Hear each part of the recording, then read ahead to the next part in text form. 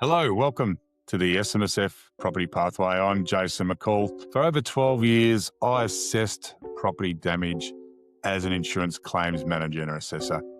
But now I just use that exact experience to physically stress test blue chip SMSF grade properties for high income professionals and couples. If you have a super balance over 250,000 and you're tired of watching it sleep in a retail fund while you work 60 plus hour weeks, you are in the right place. On this show, we strip away the industry noise, expose the ATO compliance traps, and show you how to build up towards $100,000 plus tax-free retirement income without sacrificing your weekends. So, before we dive into today's episode, please hit the subscribe button, give this video a big like, make a comment below, and share it with a colleague who needs to wake up their super. Okay, let's get into it. Earlier this week, in the May 2026 federal budget, the government announced a series of proposals that are, without a doubt, the biggest tax shake-up for investors in a generation. For decades, two core strategies that have been the bedrock of building wealth in this country: negative gearing and capital gains tax discounts. The budget puts those exact strategies on notice. For a lot of people, this will mean paying way more tax on their property and share market investments. It's a huge shift that will create some big winners and some definite losers. But if you read between the lines, there's a story most people are missing. A story about the one investment structure that was specifically protected from these changes, and in the process has been quietly turned into one of the most powerful tax-effective vehicles for all Australian investors. In this video, we'll break down exactly what's changing, who gets the short end of the stick, and reveal how self-managed super funds have just become one of the last great sanctuaries for building wealth in Australia. So what's actually on the table here? It's basically a three-pronged attack on the traditional way Australians have invested outside of their super. Now, it's important to know these are proposals from the budget. They're not law yet, but they show a crystal clear direction from the government. First, the big one, capital gains tax. For years, if you held an asset like a property or shares for more than 12 months, you got a 50% discount on your capital gain. The proposal is to get rid of that discount for assets held by individuals and trusts starting from the 1st of July 2027. It would be replaced by a system that adjusts your price for inflation, and this is the kicker, it would bring in a minimum tax rate of 30% on your net capital gain. Let me put that into some real numbers for you now. Let's say you buy an investment property and make a capital gain of $500,000. Under the old rules, if you're a high income earner on a 45% tax rate, you'd get 50% discount, meaning you only pay tax on $250,000 of that actual gain. Your tax bill would be about $112,500. Under the new proposals, with that 30% minimum tax, your tax bill on that same $500,000 gain would be at least $150,000. That's an extra $37,500 straight to the tax office. That's a serious hike. The second major change is aimed squarely at negative gearing. The proposal is that for any established residential property you buy after budget night on May 12th, 2026, you will no longer be able to deduct rental losses against your salary from the 1st of July 2027. Those losses can only be used to offset income from residential properties. The ability to negatively gear will be limited to newly built homes. This completely rewrites the maths for millions of property investors. Third, for the hundreds of thousands of Aussies using family trusts for their investments, there's another hit. The budget proposes a new 30% minimum tax on the income of most discretionary trusts starting from the 1st of July. This is designed to stop income splitting for family members on lower tax rates. Put them all together, and these three changes are a complete dismantling of the tax planning strategies that have been standard practice for a generation. So, who are the clear losers in this new world of ours? It's the everyday Australian investor. It's the person who bought an investment property hoping to use negative gearing to manage the costs while it grew.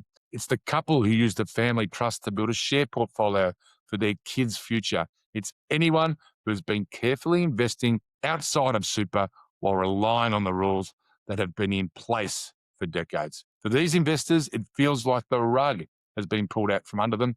The strategies that they were told were smart are being taken apart piece by piece. Your capital gains tax is set to jump. Your ability to deduct losses is being shut down, and the flexibility of your family trust is now being squeezed. It's a major blow that makes getting ahead that much harder. Plenty of investors will be looking at their plans and realizing their expected returns have just taken a massive haircut.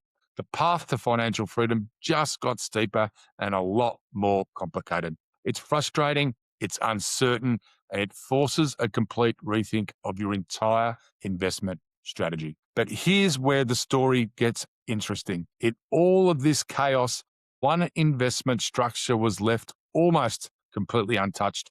In fact, budget papers specifically state these changes won't affect superannuation arrangements, and that deliberate omission makes all the difference. The structure is your super fund, and specifically a self-managed super fund, or SMSF. By not changing the rules for super while overhauling everything else, the government has accidentally made SMSFs one of the most advantaged and tax-effective vehicles in the country. Now, let's look at the why.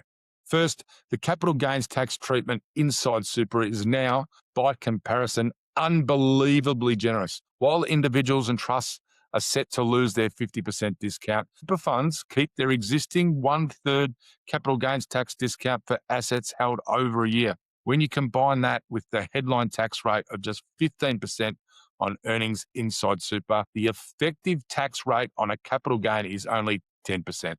Let that sink in. The proposed new minimum tax rate outside of super is 30%. Inside super, it stays at 10%.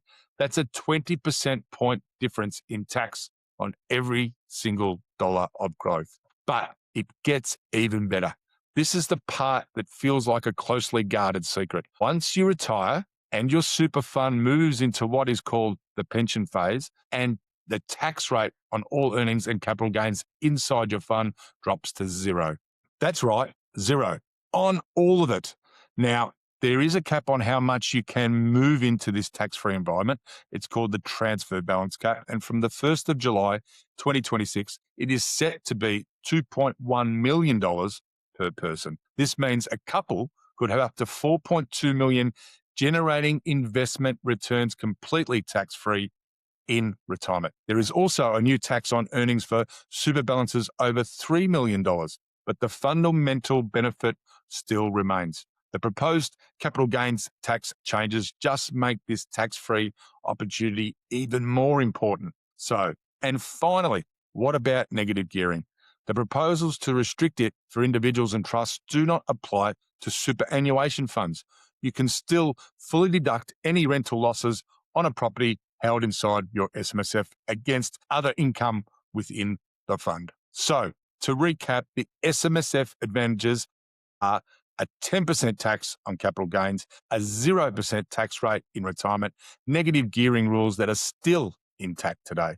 This isn't some tiny loophole, it's a structural super highway. To see just how powerful this is, let's go back to our example of two investors, each with $500,000 capital gain. Mr. A holds their investment in their personal name. Under the proposed new rules, they face a minimum tax rate of 30%. Their tax bill is $150,000 and they walk away with $350,000 in their pocket. Mr. B holds the exact same investment inside their SMSF and sells it while they are still working. Their effective tax rate is 10%. Their tax bill is just $50,000 and they walk away with $450,000. $100,000 in their fund. That is $100,000 difference, one single transaction. Now, let's take it a step further. Imagine investor B waits until they retire to sell that asset and their super is in pension phase. As long as they are within their transfer balance cap, the tax on that $500,000 capital gain is zero. The tax is nothing. They keep the full $500,000 gain in their retirement fund. The difference between paying $150,000 in tax and paying zero is life-changing. It's the difference between a comfortable retirement and a truly wealthy one. The winners in this new landscape are crystal clear. They are the investors who understand and use the superannuation system strategically. They are the ones who recognize that the government is sending a clear signal. If you want tax breaks for your long-term investments, you need to do it inside super. So what should you do right now? First, don't panic, but do pay attention.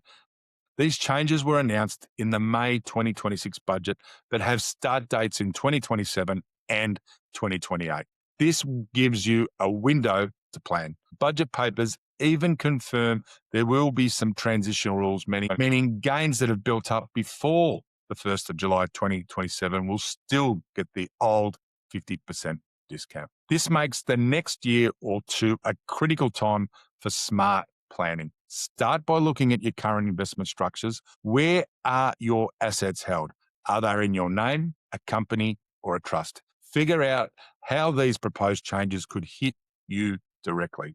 The most important step is to get professional advice. The way tax, super, and investment law all interact is incredibly complex, and deciding to set up an SMSF or move your assets is a huge decision. A good financial advisor and tax accountant can help you run the numbers on different scenarios and work out what makes sense for you.